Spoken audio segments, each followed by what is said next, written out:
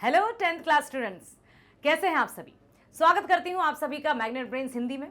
Magnet brains एक ऐसा platform जो कक्षा 7वीं से 12वीं तक की online school education free provide करता है हिंदी में, और इंग्लिश मीडियम की यदि हम बात करें तो किंडरगार्टन से कक्षा 12वीं तक की ऑनलाइन स्कूल एजुकेशन फ्री।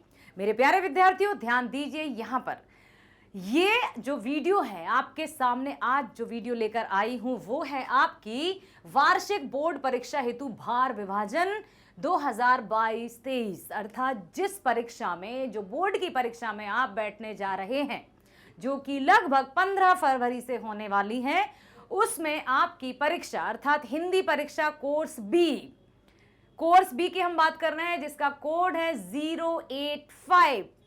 इसका क्वेश्चन पेपर, प्रश्न पत्र किस तरह से आएगा, पाठ्य पुस्तक से कितने प्रश्न पूछे जाएंगे, वो कितने अंक के होंगे, पूरक पाठ्य पुस्तिका, पाठ्य पुस्तक मीन्स स्पर्श, मेन पाठ्य पुस्तक स्पर्श है, उससे कितने प्रश्न पूछे जाएंगे, वो कितने अंक के होंगे, पूरक पाठ्य पुस्तिका संचयन है, उससे कितने प्रश्न पूछे जाएंगे और कितने अंक के होंगे, साथ ही साथ व्याकरण कितने अंकों की होगी, कौन कौन से टॉपिक है, वो सब हम यहाँ पर इस वीडियो में डिस्कस करने वाले हैं, जिससे आपको अपनी परीक्षा में बहुत सहायता मिलने वाली है। अर्थात मैं तो यूं कहूंगी कि पूरी हेल्प मिलेगी आपको इससे। ये मार्किंग स्कीम है, अंक विभाजन है, वेटेज है कि कौन से चैप्टर या कौन सी पाठ्य पुस्तक से कितने नंबर के प्रश्न आने वाले हैं, जिससे कि परीक्षा के बाद अक्सर ये सुनने में आता है कि ओहो पेपर बहुत लेंदी था, 3 घंटे में पेपर पूरा नहीं हो पाया, काश कि थोड़ा और टाइम मिल जाता।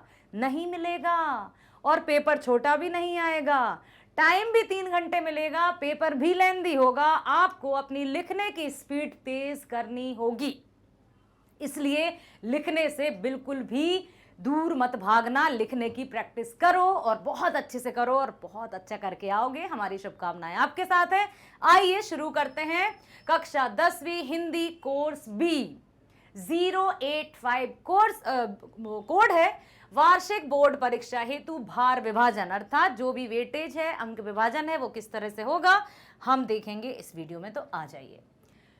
सबसे पहला जो निर्देश दिए रहते हैं, सामान्य निर्देश प्रश्न पत्र के फ्रंट पेज पर ऊपर की साइड, अक्सर क्या करते हैं विद्यार्थी कि उन सामान्य निर्देशों को ही नहीं पढ़ते। सामान्य निर्देश हैं, पढ़ लो, प्रश्न पर चलते हैं जल्दी। लेकिन प्लीज ध्यान रखिएगा कि ये जो सामान्य निर्देश हैं वो असामान्य से तरीके से आपको बहुत अच्छे अंक दिलाएंगे। तो हर एक निर्देश को ध्यानपूर्वक पढ़ लीजिए ताकि आपका जो प्रश्न पत्र है वो बहुत अच्छे से यहाँ पर समझ में आ जाए। यहाँ पर मैं बता देती हूँ, इसी तरह के सामान्य निर्देश आपके हैं परीक्षा में। सैंपल पेपर भी आपने देख लिया होगा, आशा करती हूँ आपने सैंपल पेपर देख लिया होगा। तो आज ये जो अंक विभाजन का वीडियो हम प्रस्तुत कर रहे हैं, तो उसके बाद फिर से आप सैंपल पेपर वीडियो देखिएगा, फिर आपको बहुत अच्छे से एकदम क्रिस्टल क्लियर हो जाएगा कि यस ये इतने अंक का है। आपको पता ही है कि हमारी जो लिखित परीक्षा है वो 80 नंबर की है, समय 3 घंटे है। प्रश्न पत्र 2 खंडों में, खंड आ और खंड बा होगा, ठीक है। खंड आ रहेगा और खंड बा रहेगा, प्रश्न पत्र 2 खंडों में विभाजित रहेगा। अब खंड आ में कितने प्रश्न पूछे जाएंगे? खंड आ में 45 अर्थात 45 वस्तुपरक प्रश्न पूछे जाएंगे खंड आ में, जिसमें से आपको केवल 40 प्रश्नों के ही उत्तर देने होंगे। खंड आ टोटल 45 प्रश्न पूछे जाएंगे जो कि वस्तुपरक होंगे। वस्तुपरक का तात्पर्य यहां सिर्फ वही नहीं है कि आपको टिक करना है। वस्तुपरक के अंतर्गत इस तरह से भी प्रश्न है कि मान लीजिए 5 प्रश्न दिए हैं, हर एक प्रश्न में लिखा भी होगा कि 5 प्रश्नों में से किन्हीं 4 के उत्तर दीजिए। तो मैं बार बार यही कहूंगी आपसे कि प्रश्नों को ध्यान से पढ़िएगा। बहुत ध्यान से जब हम प्रश्नों को पढ़ते हैं तो परीक्षा में हम बहुत अच्छे से अपना रिस्पॉन्स देकर आते हैं। प्रश्न को जल्दबाजी में पढ़ा, समझ में नहीं आया और सब उल्टा पुल्टा कराते हैं। तो ऐसा करना है आपको कि ध्यानपूर्वक प्रश्न पत्र पढ़ना है, ठीक है।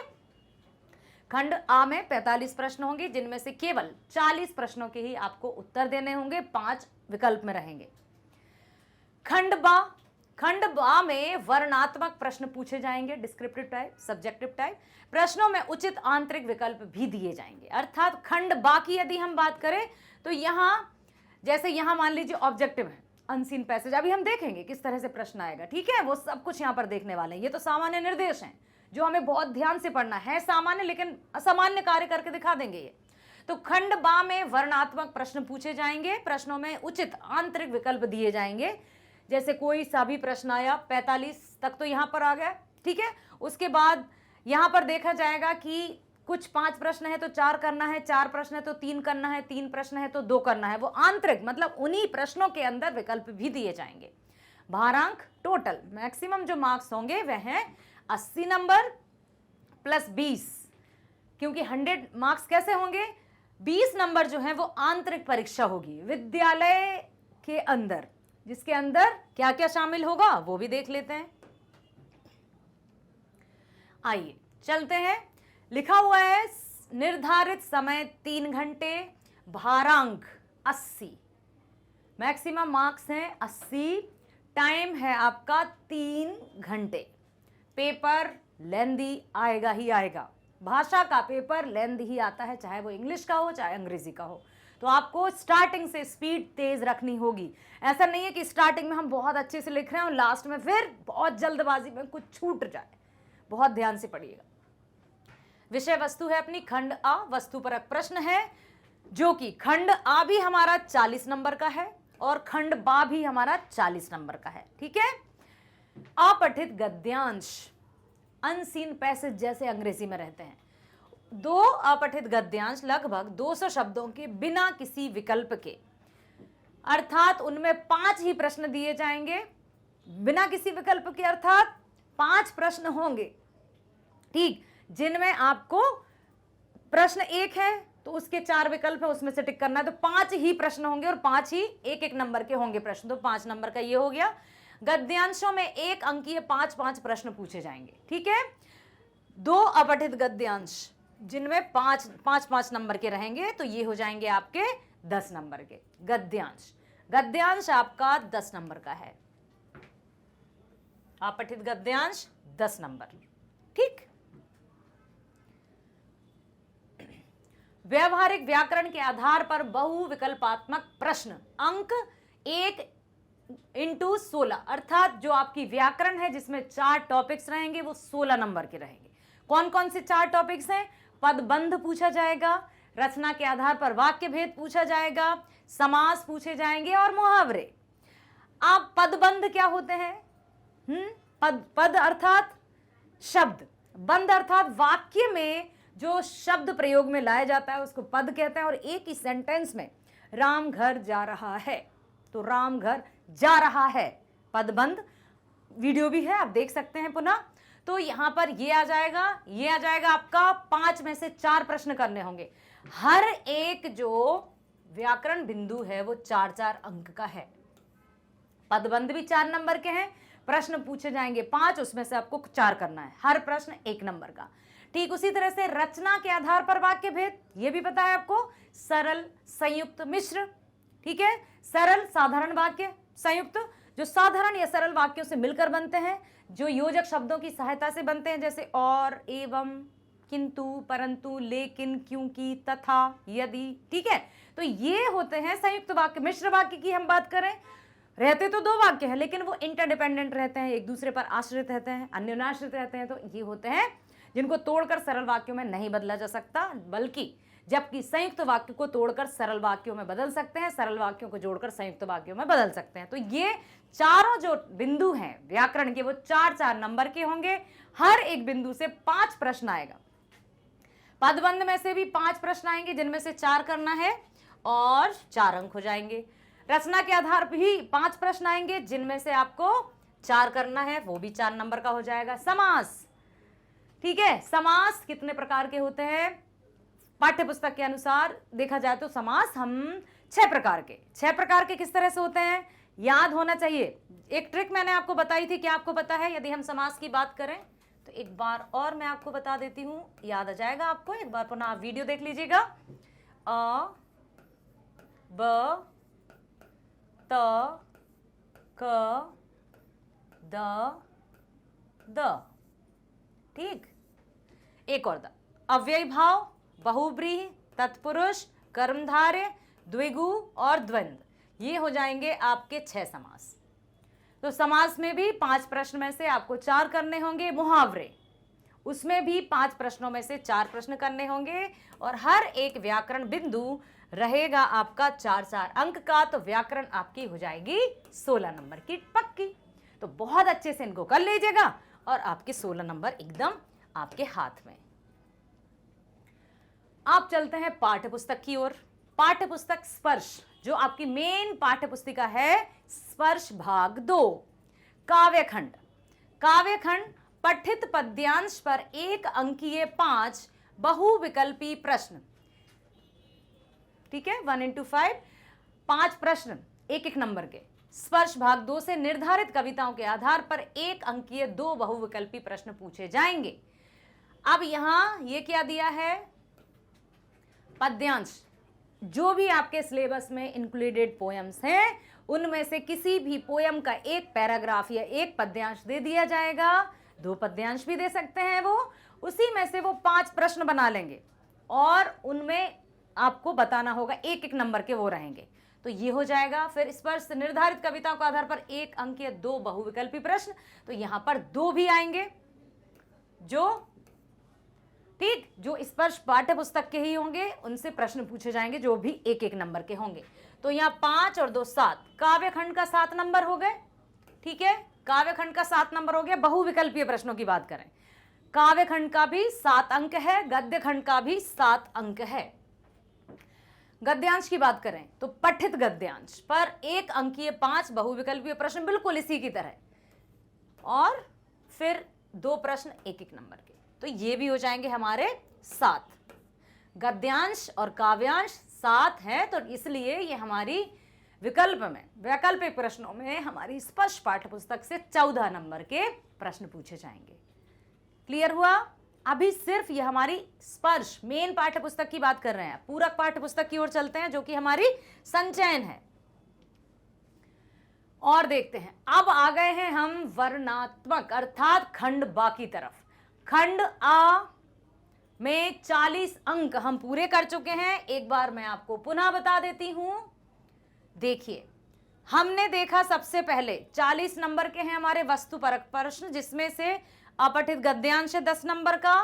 ठीक, उसके बाद ये है 16 नंबर की, तो 10 16, फिर चले हम 14, यहां लिख लेते हैं 10 16 14, फिर लिखेंगे हम 12। ओके, ये तो यहां आ गए। तो यहां आप प्लस कर सकते हैं और आपको टोटल समझ में आ जाएगा।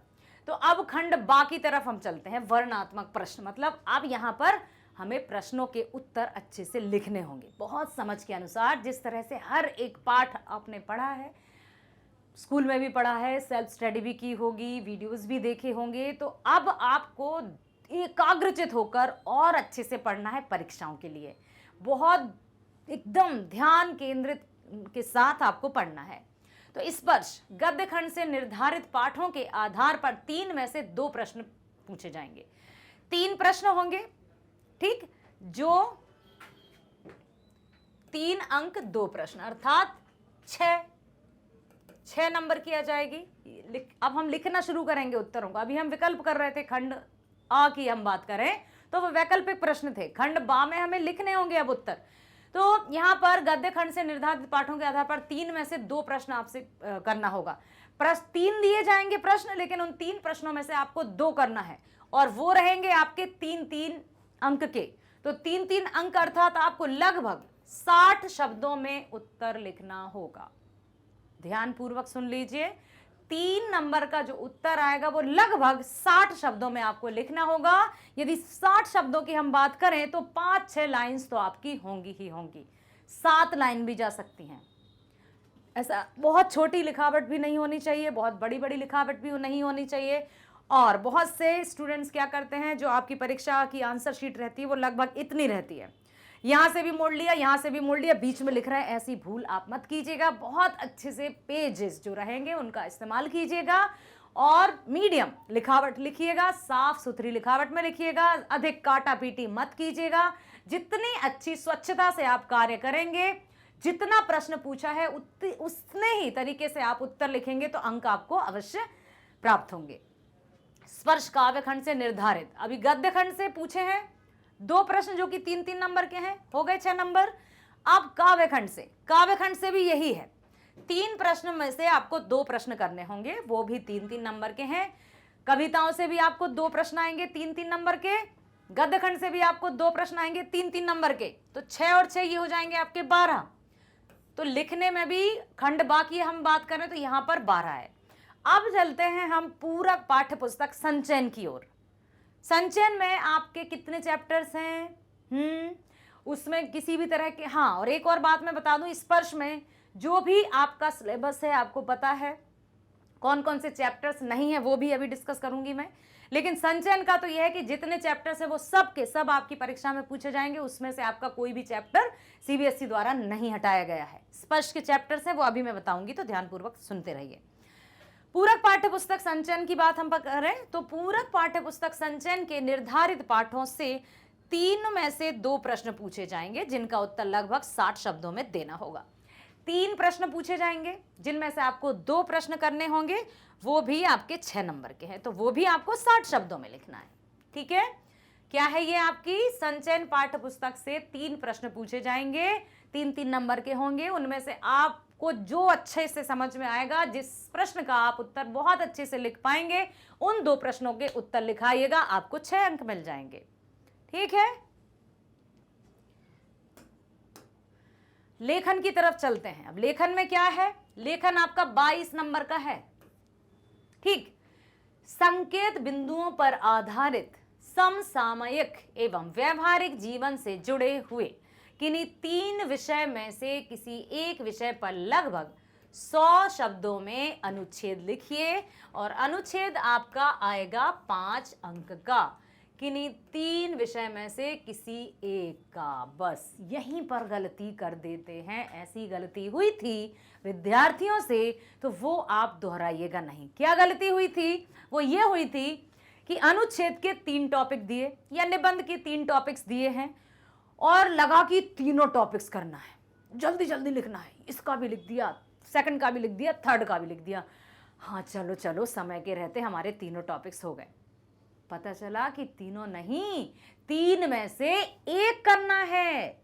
विकल्प में दिए हैं कि नहीं, मतलब तीनों में से किसी एक विषय को आपको चुनना है और उस पर आपको अनुच्छेद लेखन लिखना है। शब्द सीमा दी गई है 100 शब्दों के अंदर, अर्थात जो आपकी आंसर शीट रहेगी, उत्तर पुस्तिका दी जाएगी आपको बोर्ड में, उसमें आपको 1 पेज बहुत अच्छे से भरना है। यदि संकेत बिंदु दिए जाएंगे तो संकेत बिंदुओं का पालन करते हुए आपको लिखना है। यदि नहीं दिए जाएंगे तब भी फ्रेम आपको पता होना चाहिए, रूपरेखा आपको पता होनी चाहिए, और होगी ही। आप वीडियो देखिएगा, अनुच्छेद लेखन के वीडियोस भी हैं आपके लिए। ठीक है, तो उसमें आपने देखा बहुत ध्यानपूर्वक 1 पेज और या फिर अधिक से अधिक सेकंड पेज पर आएंगे तो 5-7 लाइन्स और लिख सकते हैं आप, हो जाते हैं 100 शब्द। 100 शब्द बहुत कम होते हैं, ऐसे तो 10-15 पंक्ति या लाइन्स में ही आ जाते हैं। ठीक है, तो यहाँ पर आप यही बस देखिएगा कि प्रश्न को ध्यानपूर्वक पढ़िएगा, जल्दबाजी नहीं करना है। रीडिंग टाइम आपको मिलता है 15 मिनट्स, लगभग 15 मिनट आपको पेपर रीड करने का टाइम मिलता है, तो उन 15 मिनट में आप पेपर को ही ध्यान से रीड कीजिएगा। पता चलता है उस टाइम में हम जल्दी जल्दी कर रहे हैं और हम सोचने लगे, हम पेपर में तो कुछ भी टिक नहीं करना है आपको, भूल कर भी क्वेश्चन पेपर पर कुछ भी टिक नहीं करना है, पेंसिल से भी नहीं करना है, इस बात को याद रखिएगा। किसी भी तरह का डॉट का निशान भी मिल जाएगा बोर्ड में तो वहां पर केस बन जाता है। तो ध्यानपूर्वक आप सुनिएगा, समझिएगा, ध्यानपूर्वक मस्तिष्क में इस तरह से समझते जाइएगा, ओके ये वाला खंड, और यथासंभव क्रम अनुसार ही उत्तर दीजिएगा। जिस तरह से, जैसे खंड आ है तो खंड आ को ही पहले कीजिएगा, आराम से करते जाइएगा। यदि किसी प्रश्न में, खंड आ में किसी प्रश्न का उत्तर नहीं आ रहा है तो उतना स्पेस छोड़ दीजिएगा, ताकि आप जब क्रॉस चेक करेंगे मेरा क्या रह गया क्या नहीं रहा है, तो वो स्पेस देखकर आपको भी एकदम से याद हो जाएगा कि यस मुझे तो अभी यह करना है। यदि हम छोड़ देते हैं तो फिर हम नहीं समझ पाते हैं जल्दबाजी में कि हमारा कुछ रह गया है, तो उतना स्पेस छोड़ दीजिएगा, लेकिन क्रम अनुसार सीरियल वाइज ही आप उत्तर को हल कीजिएगा, बहुत अच्छा प्रभाव पड़ता है इस पर, चेक कर। ठीक है, तो ये अनुच्छेद को 3 टॉपिक्स पूछे ही जाएंगे, जिसमें से सिर्फ और सिर्फ एक आपको करना है 5 नंबर का है। अभिव्यक्ति की क्षमता पर केंद्रित औपचारिक विषय में से किसी एक विषय पर लगभग 100 शब्दों में पत्र लिखना है आपको। पत्र भी आपको लगभग 100 शब्दों में लिखना है। औपचारिक विषय, औपचारिक फॉर्मल लेटर आपको पता ही है, जो कार्यालय संबंधी होते हैं, स्कूल प्रबंधन या मैनेजर, जितने भी ऑफिशियल लेटर आते हैं, फॉर्मल लेटर आते हैं, वो औपचारिक विषयों के अंतर्गत आते हैं। तो उसमें से आपको औपचारिक विषय में से किसी एक विषय पर, अर्थात यहां भी ऑप्शन आएगा, 2 प्रश्न आएंगे, 2 पत्र पूछे जाएंगे, उनमें से किसी एक पर आपको लिख कर आना है पत्र, बहुत अच्छी तरीके से। पत्र का भी वीडियो आप देख सकते हैं, पाठ्य पुस्तक में भी दिया है आपकी, ठीक है। तो पत्र को हमेशा लेफ्ट हैंड से ही स्टार्ट किया जाता है। प्रारंभ और अंत की औपचारिकताएं 1 नंबर की होती हैं, पत्र भी आपका 5 नंबर का है। 3 नंबर का आपका बीच की जो विषय वस्तु होती है वो रहती है। औपचारिक पत्र में हमेशा विषय लिखना ही होता है कि किस विषय हेतु आप पत्र लिख रहे हैं, ठीक है। और बाकी अनौपचारिक में तो विषय लिखते ही नहीं है। तो ये भी, इसकी भी शब्द सीमा कितनी है, 100। ये भी है आपका 5 अंक का। क्लियर हो गया। व्यवहारिक जीवन से संबंधित विषय पर आधारित लगभग 80 शब्दों में सूचना लेखन। सूचना, ओके, सूचना लेखन है आपकी 4 अंक की। सूचना लेखन के वीडियोस भी आप देख सकते हैं। विकल्प है, इसमें भी आपको विकल्प दिया जाएगा। सूचना हेतु 2 विषय दिए जाएंगे, उसमें से जो भी आपको लगता है कि हमें ये करना चाहिए, तो बिल्कुल जो बेस्ट तरीके से आप लिख सकते हैं, उसी विषय को चूज करके लिखाइएगा, फिर आपके 4 नंबर पक्के हो जाएंगे।